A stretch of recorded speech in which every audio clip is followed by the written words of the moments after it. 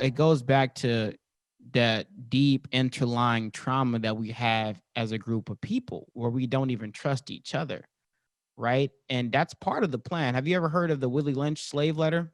Yep. The Willie Lynch letter? And you know, it talks about in that letter how to control the slave even after the formal institution of slavery will be abolished, right? I think it talks about how to control the slave 500 years after the end of slavery. And one of the things that you do is you pit them against each other. You put the light skin versus the dark skin. You put the tall versus the short. You put the fat versus the skinny. You put the educated versus the uneducated, and you get them to hate each other, to fight each other. And as long as we're at the bottom fighting each other, everyone else on the top of us is just screwing us all over.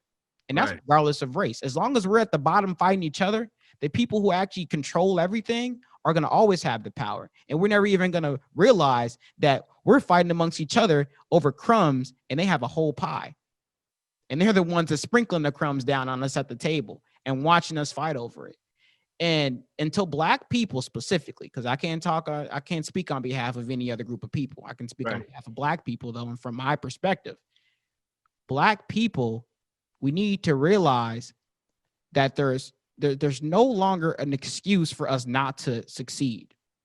The only barriers that I see right now is the ones that we create in our mind. Yes, there's institutional racism. You're Yep. damn right. Absolutely.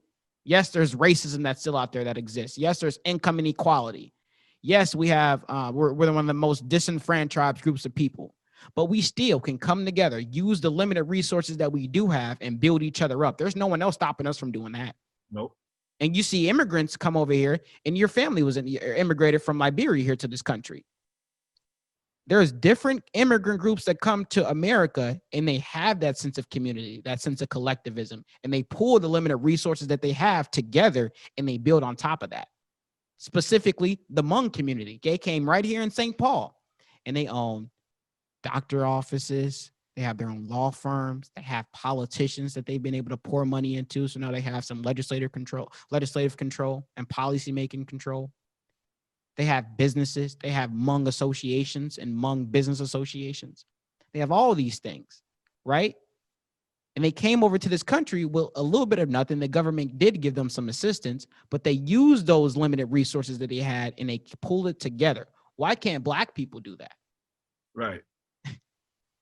It's if you honestly ask me, man, it's crab in the barrel, man. You know, I feel like that's kind of like the mentality we have in our community. It's like if I can't make it, you can't make it. If you can't make it, I can't make it. And it's like we have to eliminate that thought of thinking. We have to eliminate that thought of reasoning and stuff. Because honestly, if you ask me, ask me this when we're all through with this whole COVID thing, this new world that we're going in is going to look totally different.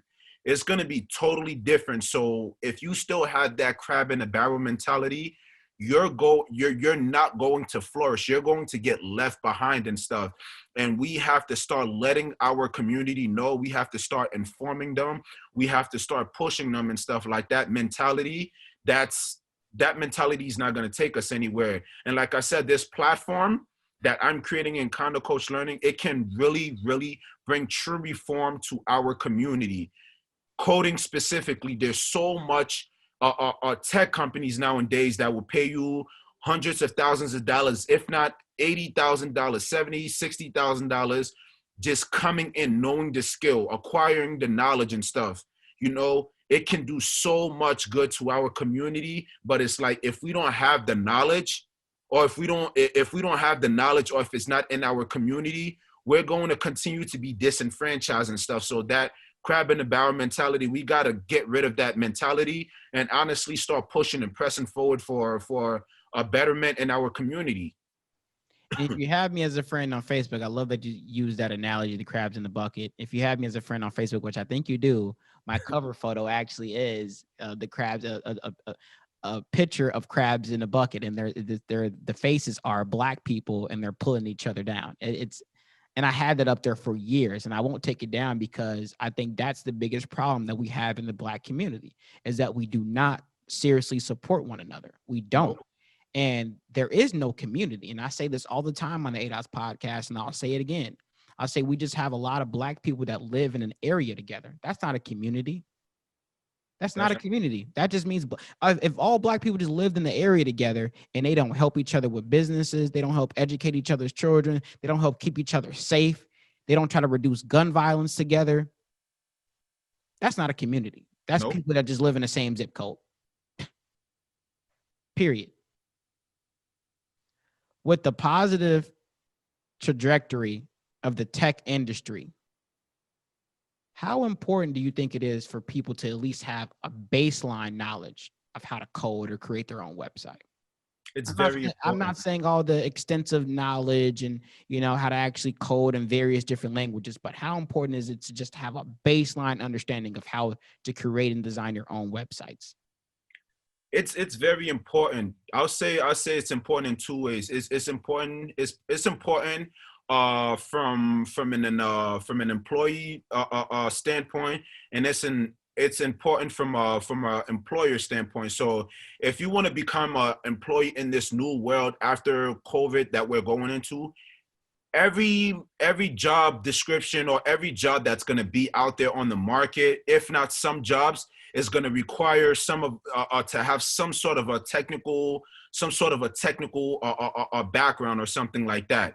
And with that technical background is where that high salary pay is going to come in from an employee standpoint.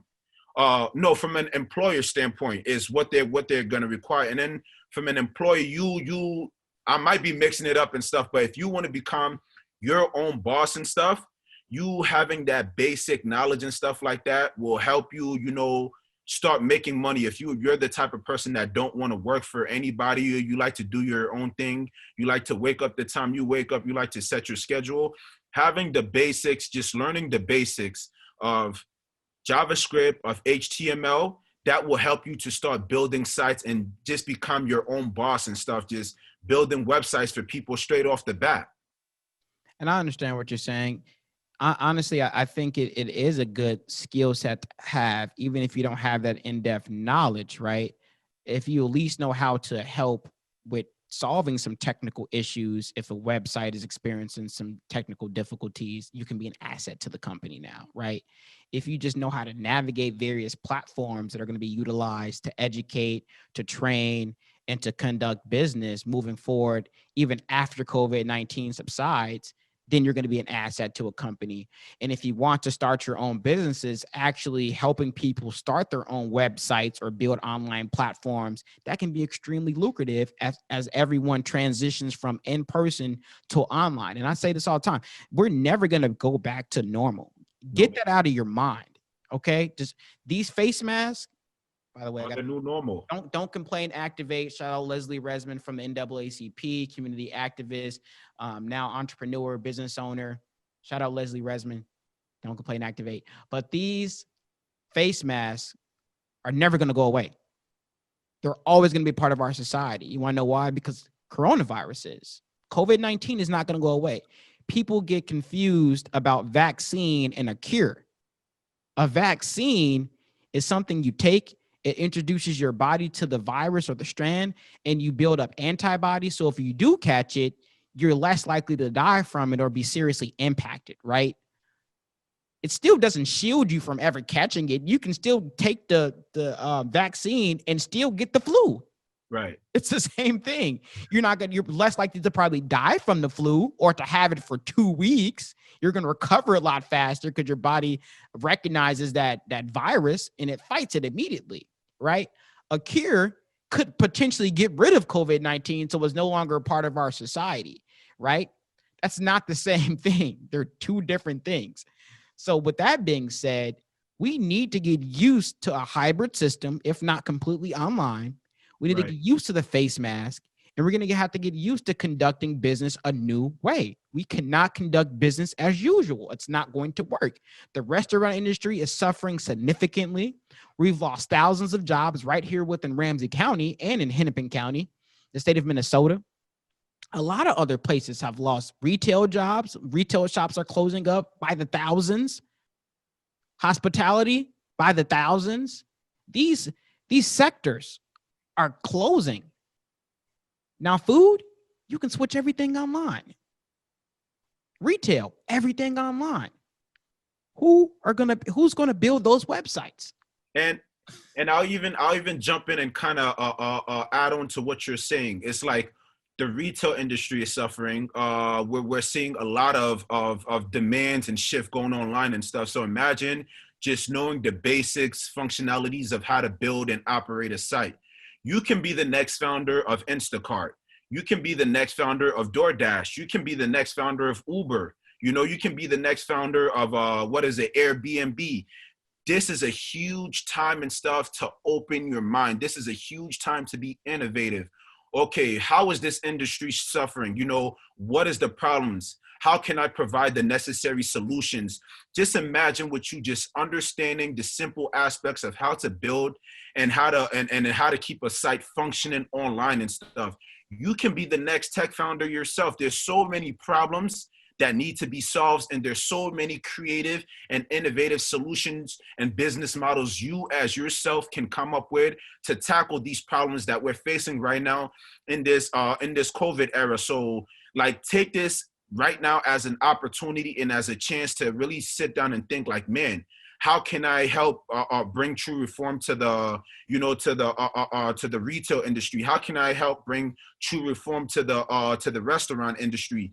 There's so many creative solutions out there. There's so many crazy problems out there, and we've been seeing it. We've been seeing a lot of reform in telehealth. We've been seeing a lot of reform in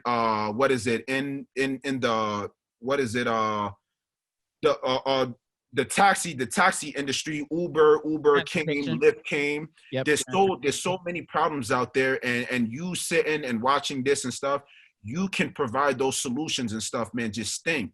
There's so many opportunities that's COVID is showing us, man. So like I said, don't sit there and let this pass you by. Take advantage right now, man.